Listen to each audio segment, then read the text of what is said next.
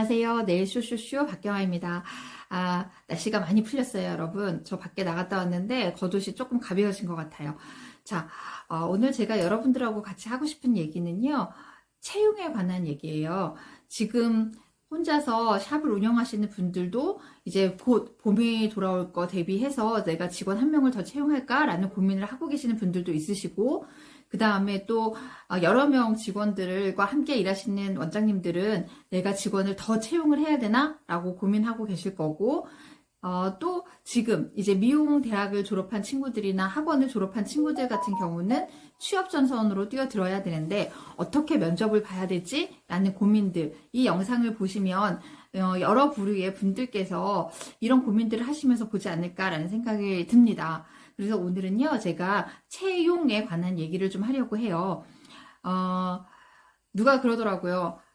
경영에 있어서 가장 중요한 게 오히려 수익을 남기고 매출을 잘 내게 하고 이런 것들 이전에 채용이 가장 중요하다. 이런 얘기를 제가 언뜻 책에서 본 적이 있거든요. 그런데 가끔 제가 퇴사하겠습니다. 내지는 이 일은 저하고 안 맞는 것 같아요. 라고서 상담이 들어오는 우리 직원들하고 미팅을 하다 보면 정말 맞구나라는 생각이 들 때가 많이 있습니다. 그래서 제가 오늘은 여러분들이 어떻게 하면 좋은 인재를 만날 수 있는지, 그 다음에 채용하는 방법, 이런 것들에 대해서 제가 좀 얘기를 나누려고 해요. 제 사례를 들어서 제가 천천히 좀 말씀을 드리도록 할게요. 저 같은 경우에는요, 직원이 면접 보러 온다라고 하면 서로 그 전에 사전에 전화 통화를 먼저 합니다. 그래서 전화 통화를 해서 그 친구가 어떤 목소리를 가지고 있는지 들어보게 되는 시간이 있어요. 그래서 그 친구하고 먼저 어디 사세요? 내지는 저희 반디인하우스에 대해서는 어떻게 알고 전화를 주셨나요? 라고 이런 질문들, 아주 간단한 질문들, 원초적인 질문들, 그 다음에 언제, 어디서, 그 다음에 오실 때는 어떤 서류를 가지고 오십시오라는 질문을 전화 유선상으로 먼저 합니다. 그렇게 하는 이유 중에 하나는 그 목소리 하나만 들어도 그 친구가 굉장히 적극적으로 면접에 임하는 태도를 볼 수가 있거든요. 그런데 어떤 친구들 같은 경우는 문자로 남겨주세요. 이런 친구들이 있고, 카톡으로 보내주세요. 이런 친구들이 있어요. 그러면 이제 사실은 면접관, 그 다음에 직원을 채용하려고 하는 입장에서 그런 직원들하고는 면접을 보고 싶은 생각이 사라지죠. 아마 여러분들도 그런 경험을 하셨을 거예요. 그래서 일단 저는 문자로 주고받거나 카톡으로 주고받는 일은 안 합니다. 그래서 전화통화 가능할까요? 라고서 물어보고, 그리고 나서 바로 전화통화하면서 그 직원의 목소리, 그 다음에 그 직원의 목소리 안에 담겨져 있는 태도, 이런 것들을 함께 보는 거죠. 그리고 나서 약속 장소를 정해서 이제 만나게 됩니다. 만나게 되면 첫인사를 먼저 제가 건네고요. 그 다음에 저는 이력서를 받잖아요. 이력서 받음과 동시에 저는 저의 명함을 그 면접 보시는 그 면접자에게 드립니다. 그래서 저는 이런 사람입니다. 라고서 저도 제 소개를 간단하게 해드립니다. 그러면 대부분의 친구들이 네, 감사합니다 하고서 명함을 받아요.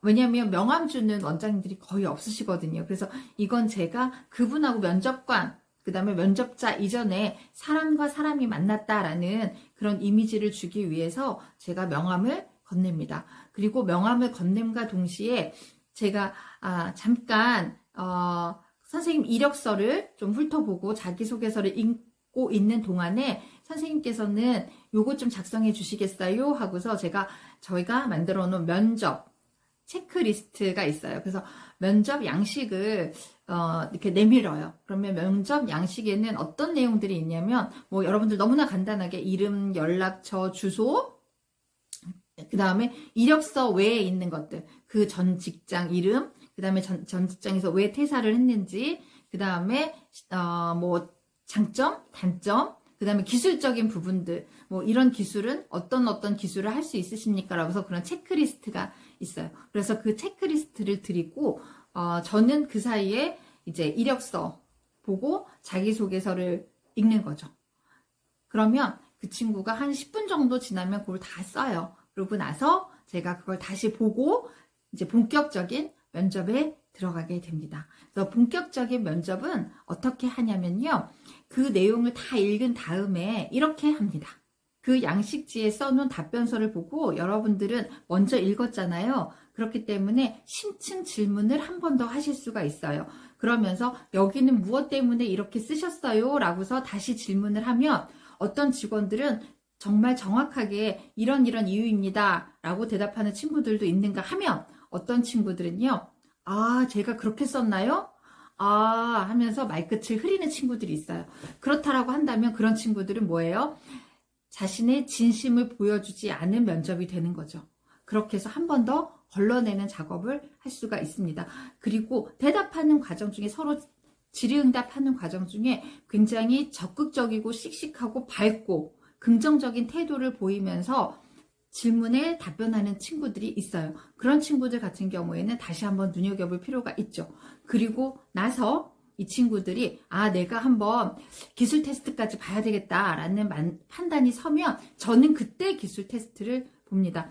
마인드적인 부분에서 먼저 뭔가 케미가 안 맞는다라고 생각하면 사실 기술 테스트를 보는 건 그 시간 낭비일 수 있거든요. 그래서 어떤 마인드적인 부분에 있어서 제가 이 친구랑 같이 일하면 좋을 것 같다라는 내 마음의 점수가 있다라고 하면 기술 테스트를 보면서 필요로 하는 뭐 원톤이라든가 프렌치라든가 케어라든가 이런 그 테스트 종목들을 정해서 면접을 다시 한번 스킬 면접을 보게 됩니다.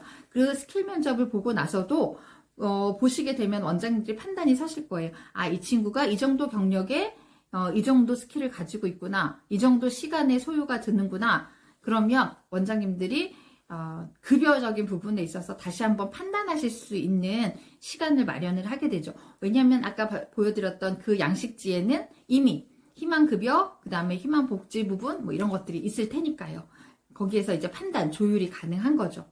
그리고 나서 기술 테스트까지 마음에 들어. 그러면 저는 또 한 번 제가 하는 일이 있어요. 뭐냐면 저는 제가 우리 회사에 대한 브리핑을 합니다. 약 15분 정도 제가 가지고 있는 비전, 회사가 가지고 있는 비전, 그 다음에 회사의 정책, 뭐 급여라던가 복지라던가 복리라던가 교육계획이라던가 이런 것들을 보여줍니다.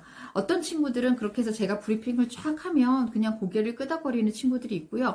어떤 친구들은 노트북에 뚫어져라 하면서 이렇게 가까이 와서 보는 친구들이 있어요. 그렇게 되면 그 친구들은 뭔가 더 적극적으로 내가 여기에 흡수돼서 이 조직 안으로 들어와야 되겠다라는 마음가짐을 갖게 되는 태도를 볼 수가 있습니다. 그렇게 하고 나면 이제 저는 다시 질문을 하죠. 이런 것들을 보고 우리 회사에 혹은 우리 매장에 입사하고 싶으신 생각이 드십니까? 라고서 다시 되질문을 합니다. 그러면 거기에서 이제 답이 두 개로 나오죠. 네, 더 성장하고 싶어서 여기에서 일하고 싶어요. 내지는 저는 이렇게 어려운 시스템은 저하고 안 맞는 것 같아요. 라고 하는 친구들도 있어요. 기술은 굉장히 좋은데 그런 것들에 대한 부담감을 가지고 있는 친구들이 있습니다. 그래서 또 한 번 걸러내고 그리고 거기서 네, 정말 저는 여기서 성장하고 싶어요 라고 하면 제가 또 한 번 질문을 합니다. 그러면 선생님은 여기에서 성장할 수 있는데 제가 이런 밑바탕을 만들어주면 선생님은 저한테 무엇을 해줄 수 있을까요? 제가 선생님을 뽑아야 되는 이유는 뭘까요? 라고 질문하면 머뭇머뭇거리는 친구들이 더 많아요. 그런데 어떤 친구들은 제가 매출을 만들어 드리겠습니다. 제가 더 성장시킬 수 있는 매장으로 만들겠습니다. 라고서 답변이 나오는 친구들이 있습니다. 그러면 거기에서 한 번 더 걸러지는 거죠. 그리고 마음속으로 채용을 해야 되겠다, 말아야 되겠다 라고 해서 여러 단계를 거쳐서 마음의 결정을 하게 되는 순간이 옵니다.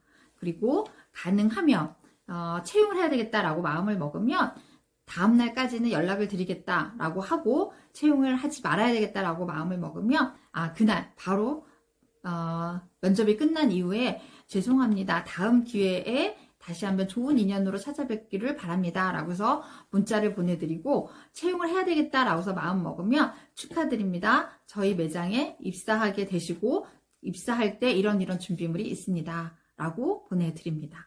이런 절차를 거치게 되면 저희가 약간의 시행착오는 조금 덜하게 되는 것 같아요. 그래서 좋은 인재를 구하는 방법은 좋은 인재에 대해서 여러분들이 어떤 질문을 하느냐가 굉장히 중요합니다. 그 질문의 폭을 여러분들이 넓히시기 바랍니다. 그렇게 해서 여러분들이 좋은 인재를 찾고 제가 한 가지 말씀을 드리면 제가 운영하고 있는 구인구직 사이트가 있습니다. 뷰티잡 119라고 네이버에 뷰티잡 119라고 검색하시면 거의 구인구직 사이트가 있거든요. 거기에서 좋은 인재와 좋은 매장 여러분들이 서로 매칭할 수 있기를 바라면서 오늘 영상 이것으로 마치도록 하겠습니다. 여러분들 좋은 인재가 되시고 또 좋은 인재 찾길 바라겠습니다. 여러분 구독, 좋아요, 알람 부탁드립니다. 안녕. 우리 다음 시간에 만나요.